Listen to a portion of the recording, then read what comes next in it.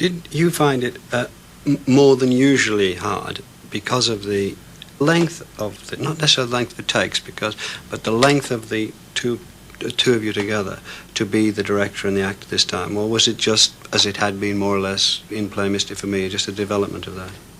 No, it's an extension of things you've done before as far as the technique of shooting it. The length of time together, if you have the two characters and if the two characters are believable, then it'll sustain.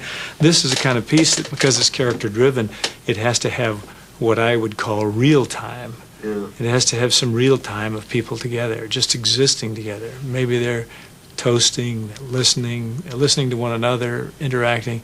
Very, very tricky stuff in an MTV generation where everybody is kind of going and listening to music and everything's flash shots and or action movie deals where it's, if you don't have an action scene every 5 minutes, the movie is not considered a success. If people want all that, then this is not going to be their cup of tea. This is, you have to get to know the people, and you get to know them, and then only out of getting to know them do you feel sympathetic or empathetic to being to their plight and to going the journey with them.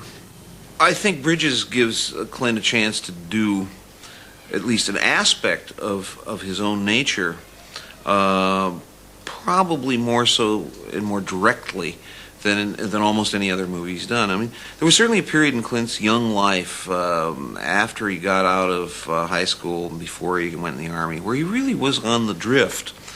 He says, I was a bum and a drifter. He wasn't quite, but he was really going through that late adolescent finding himself kind of thing and bouncing from job to job in a kind of lonesome way.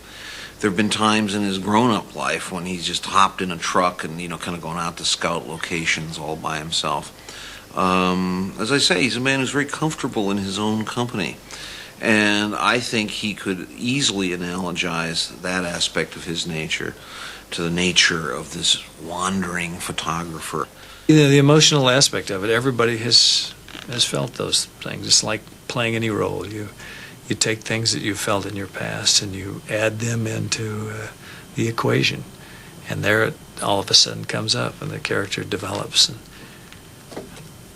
And I think most people have found either love or romance or intrigue or infatuation at some least likely point in their life with some least likely character maybe, and that's kind of what this is all about. I think Meryl Streep gives us as good a performance as I've seen her give for a long time. It's a very complicated performance, really. There's the Italian thing there. She's shy, she's faithful, she is sexy and erotic, but modest with it, and so on. And how do you, as a director, relate to Meryl Streep, the actress? Well, she's a very fine performer, and doing the Italian thing, she had no problem with that. She had a lot of models. There's a lot of Italian war brides and a lot of Italian housewives of which to model something like that. But the fact is that this is a stage in her life. Meryl's now in her mid-40s, and this is a stage where this character was built for her. She's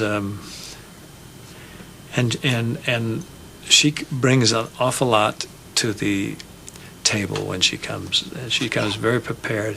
And what we did mostly, instead of rehearsing a lot, as to try to sort of exactify, if there is such a word, the performance. We just talked about it a lot. We just talked about our basic philosophies as the characters.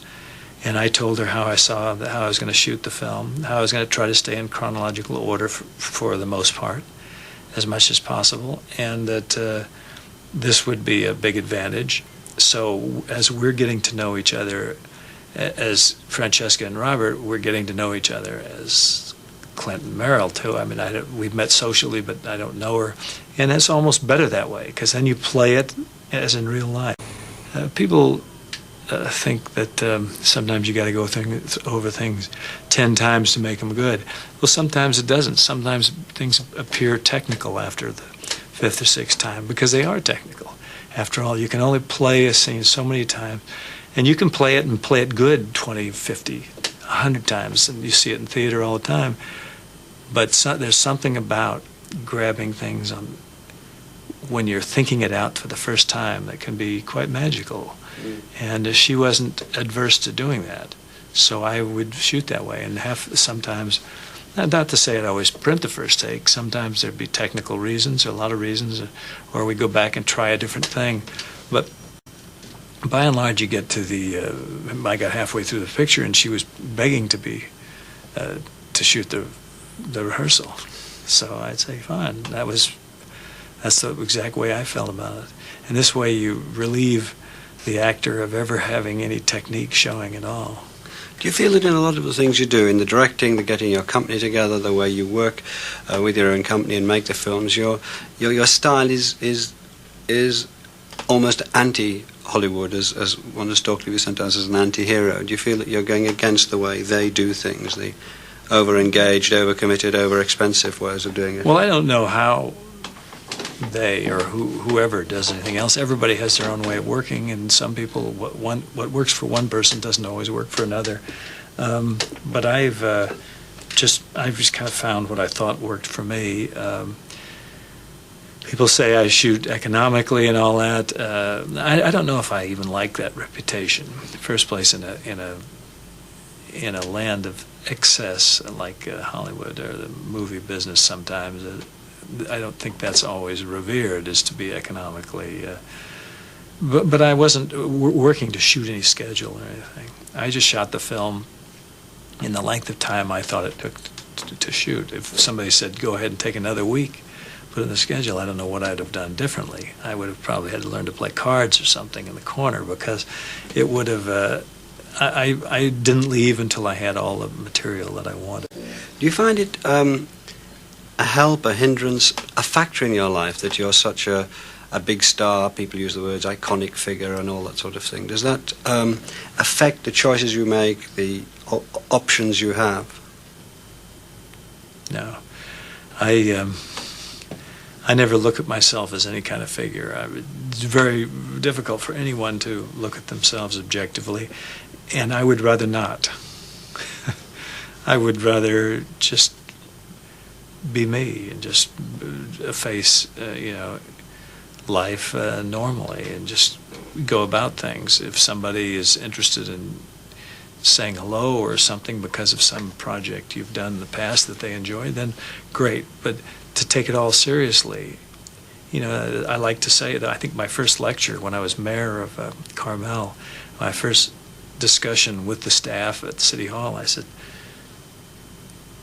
and that's because I felt they had been taking themselves seriously. I said, we must take the work seriously, but let's not ever take ourselves seriously. And and everybody kind of went, yeah, okay, well, I don't know if they got it, but some of them did, I think. And it's just that it's easy to kind of get wrapped up in what you are, and if you've done a lot of movies, you've been around a long time, you can get wrapped up in what you've done. But also, I think the longer you've been around, and I've been around a while, the longer you've been around, the more you realize what you don't know, and you've got yet to learn. And I think you can be humbled by that,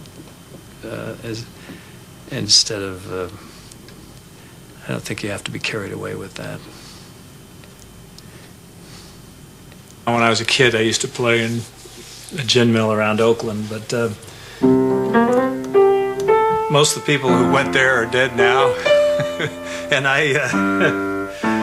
I've gone on to do other things, but I enjoyed the music, and I almost was going to study music, but then I studied acting instead. So perhaps if I studied it, I might be making $1.50 tip in some late night joint instead of making movies, but because a person has to know their limitations.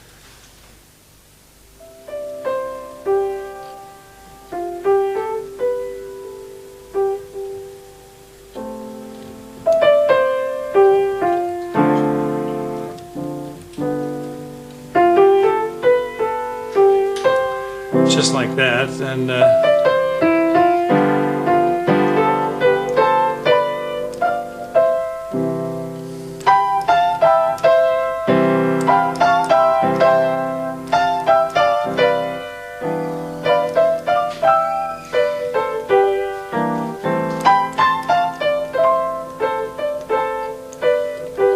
almost forgotten my own stuff. If you don't write this stuff down.